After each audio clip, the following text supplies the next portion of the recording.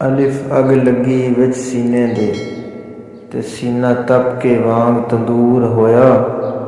कुछ लोकां दे ताने मार दिता, कुछ सजन अखियां तो दूर होया।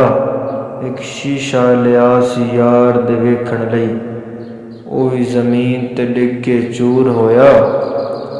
बुल्ले शाह लोकी हस के यार मना लेंदे, साडा ते रोना भी ना मंजूर होया, साडा ते रोना भी ना मंजूर होया।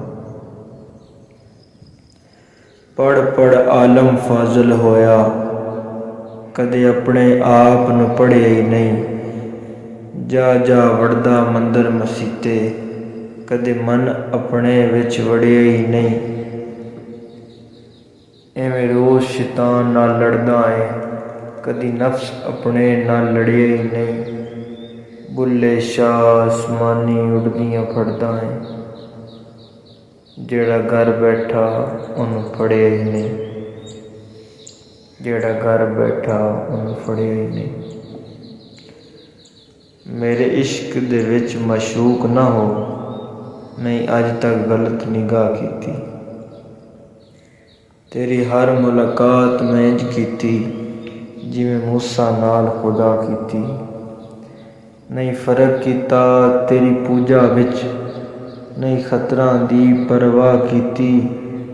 एक तैनूं रब नहीं कह सकदा, बाकी सारी रस्म अदा कीती, बाकी सारी रस्म अदा कीती। पढ़ी नमाज ते न्याज न सिखिया, तेरियां किस कम पढ़ियां नमाज़ां। इलम पढ़िया ते अमल न कीता, तेरियां किस कम कीतियां वागां। ना घर डिठा ना घर वाला डिठा, तेरियां किस कम दित्तियां न्याज़ां। बुल्ले शाह पता तद लगसी, जदों चिड़ी फसी हथ बाज़ां, जदों चिड़ी फसी हथ बाज़ां।